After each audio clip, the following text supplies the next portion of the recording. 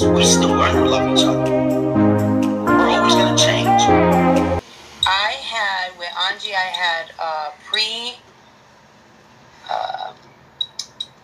I had placenta accreta. There we go. And placenta previa. So I was jinxed from the giddy up. The sac connected to my scar tissue, and it was connected to the point where the uterus, not the uterus, the sac. What was it? What is it? Placenta? Yeah, the placenta was attached to my uterus scar tissue and could not come out at the end of childbirth. And I guess they went to go take it out with the C-section, and I bled out, and I lost I think it was 7 pints of blood. Like I was dying. Like I blew up. I was all white, and they literally looked at her and said, "Listen, if this was back in the day, you would have died." Yeah, I would have. And this was surgery, so she had emergency C-section to the point where they even thought they was gonna have to give her a hysterectomy. They thought they were gonna have. They saved my uterus though. They actually did. Such a bad time, yeah. So when I was basically, they were trying to stop me from hemorrhaging, and there was so much blood everywhere, and he was in the room. This was after I had Angie, and Angie was she was a preemie, so I was just in some regular room, right? And they were trying to I thought she was dead, guys. I thought she was dead, and I felt like the doctors didn't know how to say it to me, and they put me in this room. Listen, because listen, check this out. I get a call from Melissa. Babe, they're trying to take the baby. You gotta hurry. I started bleeding early, so I had to stay in the hospital for a week. So he had to take care of the kids, so he was home. So. And she was far. I mean, we had a car, I had to borrow cars and everything just to get down here to see her. Our car broke down, the Subaru that we drive now. Every day. But I get this call. Babe, they're trying to take the baby. You need to hurry and get down here. By the time I get down there, they're already there. It's already happening. Now, I don't know this, but the baby's out. And are we going to go into more details or no? Yeah, go ahead. Okay. I'll eventually tell the story again. It's just a long because story. They had to put her to sleep. I didn't know they had to put me to sleep. In order to take the baby out. I didn't know that. So when they told me that, I didn't either. And I had already had anxiety and stuff, guys. I'm hauling ass down here. Okay, it's about a 45-minute drive. I'm hauling ass to get there. They told me they were gonna have to take me out, put me to sleep, and I did not. Melissa. I was like, hold on a second. Wait, what? You're putting me to sleep? Like totally to sleep? And I was so scared. So then I called him and I said, they're putting me to sleep, babe. I was so And I wanted to be there for her, you know what I'm saying? And I felt mad because I felt like they cheated me. Like I felt like they didn't even consider my feelings. I'm the father of the child. At least ask me, sir, you know, are you free? They couldn't, it was emergency. It was emergency. I know, but you know, when you're in the thick of things, you're just because I was bleeding, they had to hurry up and take the baby. I don't really know why they had to check this out, guys. Put me to sleep though. I get there and I'm like, yo, I'm here. My baby's my wife's about to have a baby. They're like, yeah, sir, we need you to sit right over there. Can you grab all her stuff? And I'm like, grab all her stuff. I'm figuring they're gonna put me in this room. That's comfortable. Usual. Yeah, it's a comfortable room. It's a bed, where some dressers and stuff. You know what I'm saying? Instead, there's not even a bed in the room that they sent me in. Just 2 fold-out chairs, and all of her stuff is pushed in this bag. I can smell her scent. You know what I'm saying? And I'm like, I was waiting for like an hour. Now I don't know how long I really was waiting, but it felt like an hour. It probably was because I'm like, what the fuck's going on? Like, I remember when they put me to sleep, there was so many doctors around me, and they were like, okay, we're about to put you to sleep right now. Like, they knew that something bad, like, they needed this huge crew, and they gave me, like, IVs, and they couldn't get me, and all of a sudden, I was out, and then I wake up, and I'm in this room, and they got me on the drip, and Kilo's mother was Jehovah's Witness, so, as I'm bleeding out, you know, she don't believe in the blood. She don't believe in blood so transfusions. Of course, she's not in agreement that she needs the blood transfusion. Right. You know? So and then I'm over here in pain. Think about how tough that is for me. I'm losing so much blood as they are like taking their hand. I don't know what the hell they were doing, but they were taking their hand. And if Dr. KK is here, maybe she could let me know. Don't get into that part yet. Okay, go ahead. Because that's further. That's okay. Go ahead. You tell it then. You tell it then. No. You can tell that part. That's part of the recovery part. But I want to go back because at this point I don't know what's going on. I'm just in this room. I'm waiting. Nobody's coming to talk to me. So I don't know what's going on. And then when I go out there, like, what's up? I've been waiting here for 20 minutes. And I've been waiting here for 20 minutes. Like, where's my wife? I want to go see my wife. Oh, we just need you to be patient, sir. Can you please sit down? Now my brain starts thinking to myself. My brain tells me she's dead, and they don't know how to tell you this. But where's my baby? Is my baby dead? Like, what's going on? I don't know what's going on. I'm just bugging out. And they kept me in this room forever. Listen, I want to say for about an hour. And every time I went out there to ask what was going on, they would shoot me back in the room. Was Sabrina with me? No, I was by myself. Sabrina was with you. Okay. At that point, I don't know when she came in, but at this point, I'm by myself. Guys, I don't really remember a lot because all that. So traumatic. That whole thing was traumatic. It's mad fuzzy. Finally, after that hour, they said, "Do you want to see your baby?" And made me think that even more, my wife was dead. Like, do you want to see your baby? Yeah. Would you like to see your child? No. It's like a whole hour later. No, I don't want to see my baby. I'm like, yeah, I want to see my baby. So, she takes me to the room, and that's the first time I see Angie. And remember, she's a preemie. You know what I'm saying? 4 pounds, 7 ounces? Yeah, she was a big preemie because I have big babies. So she's a preemie. She was 7 weeks early. And it's this young nurse that I'm following. And listen, I'm nervous. All right, I'm nervous, but I'm keeping my cool because I don't know. I feel like I need to. I need to be in control. I need to be aware. I need to be on point. Although in the back of my mind, I'm fighting this reality that I'm putting in forth that at any moment now they're gonna tell me your wife didn't make it. You know what I'm saying?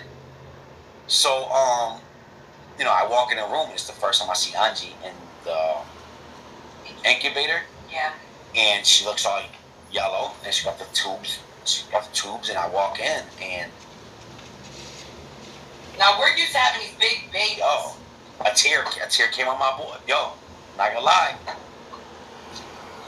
One tear came out my left eye. And I'm like, that's my baby. And she looked so small. And I felt like it was so important that she needed a reason to keep fighting. I don't know, for whatever reason, I'm thinking preemie babies don't make it. That's why I don't know what I'm thinking. I don't know why I'm thinking negative. But I'm thinking she needs a reason to fight. You know? She needs a reason to want to live on this earth. So... Oh, I didn't know you were thinking all that. Yeah, so I'm like, I gotta talk to her and let her know that, because this must be scary. I'm thinking this must be scary to her, because her reality is her mom's heartbeat, our voices, you know, although they might be muffled, but our voices, you know what I'm saying? So I'm thinking she needs to hear my voice. She needs to know that she's not alone or whatever else I was trying to put in my head, and that's when I was. Daddy's here. I'm gonna come here every day. I'm gonna see you. Make nothing happens. You're strong. I'm telling her, you're strong. You're a Lopez. We overcome. And then I just wanted to see my wife. And I was like, all right, where's my wife at? And this is what I thought they were gonna tell me. She's passed. You know what I'm saying? But instead they say, your wife will be down shortly. What? She's in recovery or whatever. No, I wasn't. And they sent me back in that room by myself. So at that point, they were trying to... So I knew my baby was okay. I felt like I did enough at that point, just for that date. I didn't think I did enough. Like, I don't ever see my daughter again. But for that moment, I felt like, okay, I gave my daughter what she needed. Now let me go get my wife what she needed. And I think... How did you get into the room? I think at that point, they wheeled her. I came in, It was the same room.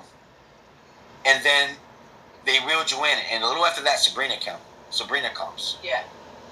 And my wife is mad pale. And she's like, Kilo, you're here, or something like that. And I'm mad nervous. Listen. I'm all out of it because I'm at the foot of the bed. Yeah. She's already whatever. They already gave me my C-section. Like I had my C-section already. They already like stitched me up and everything. So I couldn't understand what the hell were they doing in my crotch. And she was mad pale though. And listen, like, all right, so I don't know if women know this, but men, especially when we're used to being strong, it's like, so I'm at the foot of the bed. So the top portion of my body is mad calm and I'm on point. But the bottom half of my body is soft noodles in a windy day. You know what I'm saying? See, none of this I knew. But I we never talked about what he felt. When I seen her so pale, I got real scared. The doctor came in. He said, she don't look right. She looks mad pale. Let me get some CCs of this and that. So this is right what she's about to tell you. She don't know what the doctor was doing. Go ahead, you say it because I don't even know what it looked like. Hey guys, I'm gonna bear a truth and a regret that I have. Yeah, tell the truth. I want to know what it looked like. I don't want nobody to judge me because I hate myself for it. Okay, but I don't need nobody else. Like. I don't need nobody else to beat me up more than I'm beating myself up. Okay, but I'm gonna reveal my truth. All right, because I feel like I need to get off my chest because it's something that bothers me every day. Every day. Every day. What?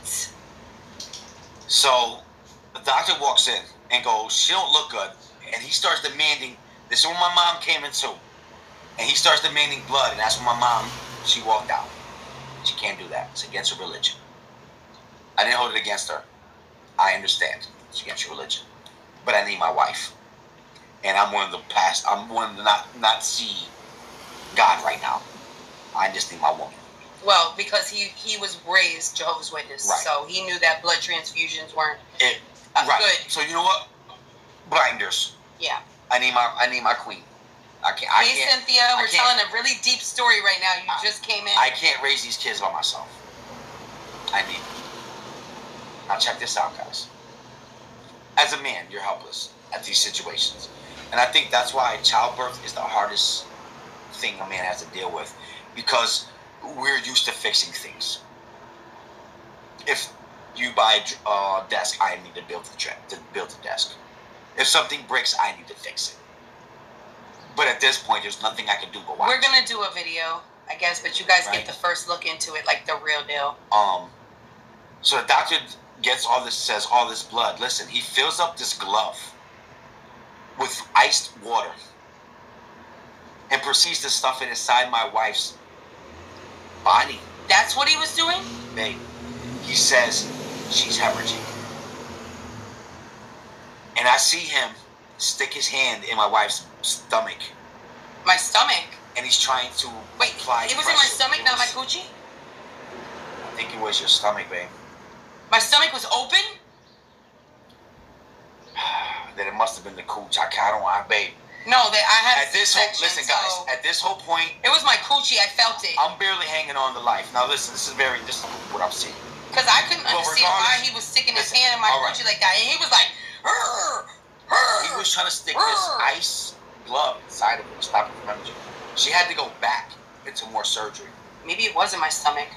I started panicking, and I can't remember, but I think I said I need to go home. I want to see the kids. And Melissa literally looked at me and said, "But if I die, you won't be here." That hurt me. And I couldn't see my queen like this. I'm helpless. I remember saying that. I remember saying, "How are you going to leave? What if I die?" I couldn't see her like that. I felt so helpless. And he left, guys. I was dying. I had anxiety. He left. And I left. And I went home to be with the kids. I left to go home to be with the kids. I was so scared. And I couldn't be there. I couldn't see it. I thought, you never know how you're going to act. And Sabrina stayed there with me. My mother wasn't even there. You never know how you're going to act. My mother was with the kids. Until you're faced in the situation. Now listen. You had fight or flight and you flew. Check this out. Now, remember guys, I borrowed this car. Hey T. I got my homeboy watching my 2 kids at my house so I could borrow his car. When I get home, he takes the car back. I have no... Listen, as soon as I get home, I want to come back. I couldn't be pissed. I didn't even know what the hell I was doing. I couldn't be pissed. I was like this. I remember this. Guys, I cried like a little kid to myself because I couldn't do it and I wanted to go back, but I couldn't. I no longer had a babysitter. I no longer had a car. I couldn't believe I left. You could have just asked my mom. I didn't know. You thought it was dead. I didn't know what to do. You're all sweating and stuff. Yo, babe, that shit is surreal. And I didn't know how to react, guys. And I was hurt because I was a coward. To this day, I can never let myself down. I let myself down. I can't never get past it. To myself, I try to give myself all these excuses. Well, Keeler, you're only human. Man, I was supposed to be there. I was supposed to man up. And at that point, I think I was dying. But I'm still calling. I'm communicating with Sabrina, and they had brought her back to surgery. They had to bring 12 hours, guys. I was in there for 12 hours. They were trying to cauterize wherever I was hemorrhaging from, and I remember that. I was so out of it. It was like I was in like a dreamland, but I remember like saying to him, "What if I die and you're not here?" And I was like, and I was more noodles sauce. Why she say that? I'm thinking to myself, why she say that? My anxiety. Remember how she said she was all cramped up when she was driving? I didn't get cramped up, but inside it was like, and I needed to run. I don't know why. I needed to go. I couldn't see my wife, and it's because I couldn't do anything besides just watch. I didn't know what to do with my anxiety. I didn't know what to do with my feelings. I didn't know what to do. I can't sit here. Yeah, I wasn't alone. I had my aunt there. He was alone. Yeah. But he left. But that comforted me. With the kids. Now listen, if Sabrina wasn't there, I know I wouldn't have left. I knew she was in good hands. But still, what if I was? And she stayed up for like 42 hours too. She didn't sleep. She didn't. She stayed up the whole entire time. I put in work. She earned her title that night. She did. Yep, she did. So guys, the next day I go back. Everything's good. I'm communicating with Sabrina. Of course, I can't sleep. I'm crying because I hate myself. I can't believe that I did that. But for whatever reason, yes, Stacy, being so afraid wanted me to go home and protect my other kids. They told me that they had to tie my tubes at that moment because they had to tie my tubes. They saved my uterus, but they had to cut and tie, burn, because if I was ever to get pregnant again, that was it. I would die. Right. That was it. That's it. So, like, I guess I could still get pregnant, like, in my tubes. But it won't be good. You're right. Yeah. And listen, let me tell you, that experience also has made me afraid. I'm not in no rush to make any more babies right now. Well, that was really scary. We can't. So now, of course, she pulls through and she makes it. You know, and things get better. You know, I go there the next day, and like I was saying on my live with the story, the next day I brought the book, I Love You Forever. And every day I would go see my daughter and I would read that book to her. And that's why I was saying on my live, like, this book really does mean something. It's tied into the fabric of our DNA because to me, I was helping her. I'm talking about Angie. I'm helping her want to live because she's hearing her father's voice, you know. Now, how true that really is, I don't know. But in my heart, it made me feel good to know, or at least to pretend, or to allow myself to trick myself. I'm trying to look for a picture, guys. That.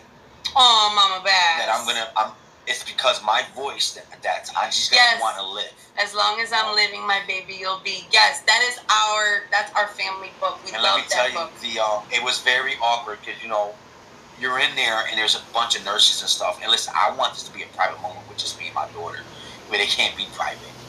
And it's awkward. Now, I could have used that awkwardness to not read my daughter. She couldn't eat. She had the tube in her stomach. Yeah. She couldn't breathe on her own. She was bad. She was bad, but she was a little fighter with her little monkey hands. Yeah, man. And you know, when you see them like that, you feel like, man, we're never going to take her home. You know?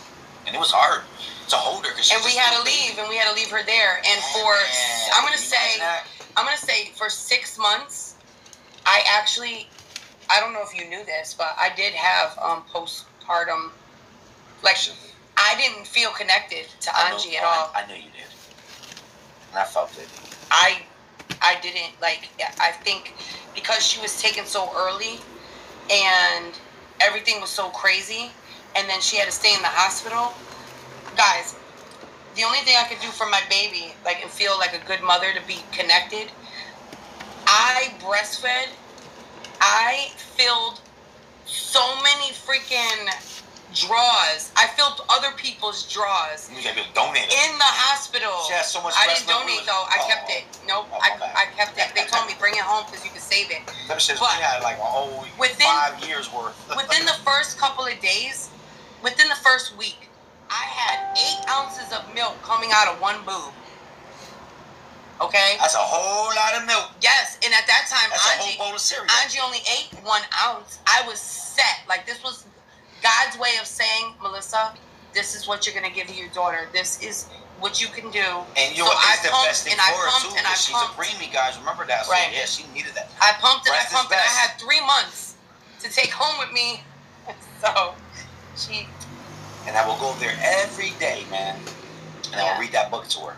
I was still in the hospital like at the time. Even though it was awkward. You know what the worst part is, though? When you're in the hospital, I don't know if you guys ever had preemies, but when you're in the hospital, and why do they put you on the same floor as people who have their babies? Like, people who have preemies and that aren't with their babies should not be on the same floor as other people who have their babies. I had to sit in this room all by myself. And, of course, I didn't get visitors all the time because we didn't have the car. But in this room all by myself, and I hear these mothers with their babies, and they're cooing, and their mamas. And here I am all by myself. I felt cheated, too. I did. I felt cheated, too. Because we had the experience with Tony. We had the experience with Laylo. Yeah, it was crazy. And this is not how it's So I think that's why Kilo is so attached to Angie. Yes. And because of the whole thing. Like, she went and got her hairdressing license. That took 2 years, guys. For 2 years, I was Mr. Mom. Yeah. I was home doing it. For the first time in our relationship, like, I was always home taking care of the kids. Yeah. And so he had to do it. And let me tell you, I thought it was easy. It's not. But it made me appreciate the other role. I was used to the role as being the husband. I get the bacon and whatever, that's my role, and I will come home and criticize. Get the bacon. How come this ain't done? You home all day. What the fuck you doing? You ain't doing shit. You know how we get down. You was home all day. You mean you couldn't have did it? Now she's basically working because she's getting jump starting her career as being a hairdresser, and I'm at home.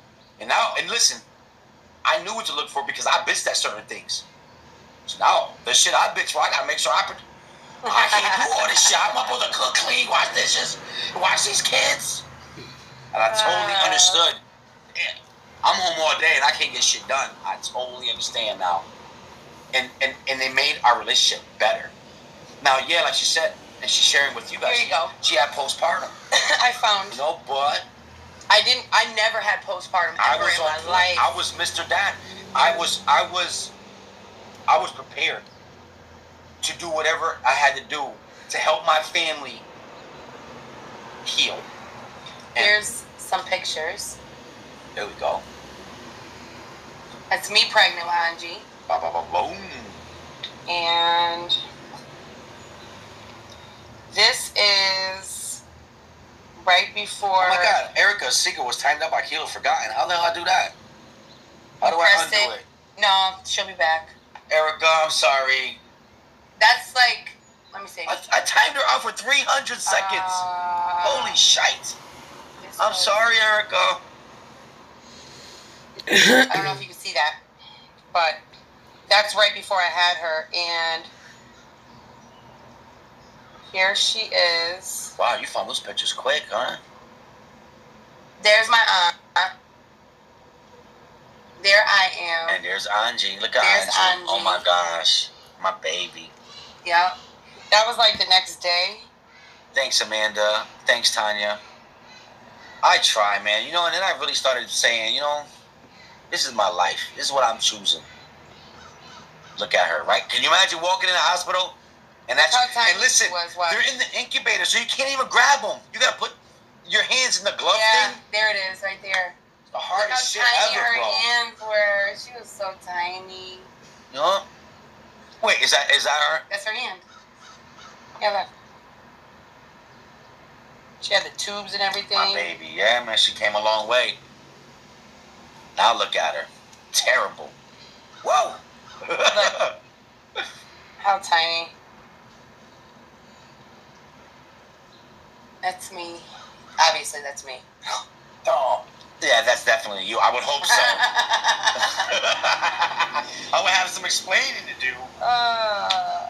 And this is when she came home.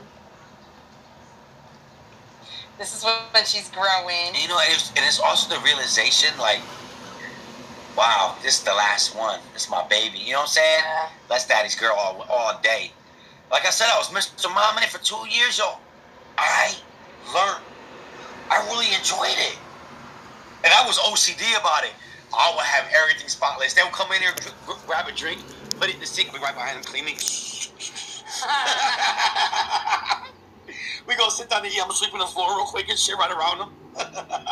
I got serious with my shit. She was so dark, too, because she was jaundiced. I mean, she wasn't ready to be out. Like, when she was out, I would look at her and be like, oh, my God, she's supposed to be inside me right now. Like, she's not even supposed to be out in this world. Right. Like, she's not. She's supposed to be inside. She was born January 20th, and she was supposed to be born March 15th. Because I feel like 20, yeah, I'm about to say, because I feel like 20 is special. Yeah, March 15th. Oh, yeah, that's right. Mm-hmm. Guys, I don't know how this happened because she was an emergency, okay?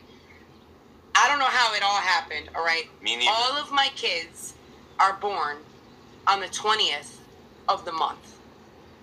That's crazy. March 20th, April 20th, January 20th. So after I had Anji, I was like, after I like came to it, after I got to a room, I was all, like, they gave me some medicine and stuff, but I was like, hey, what's today? Because I was in the hospital for like a week. I didn't even know what the day was. And they were like, it's January 20th. I was like, that's freaking crazy. I remember saying that. Yo. That's freaking crazy. Do you know what that means? All my kids are born on the 20th. Like, we couldn't do that on purpose. No. Would you be my sweet love of a lifetime? This is what Tyree was dope. Now you're crying on top. Got it. I got it. That's from Kilo. Put that in your pocket. Save it for later. For when you're really lonely, pull it out. Oh, that's Kilo.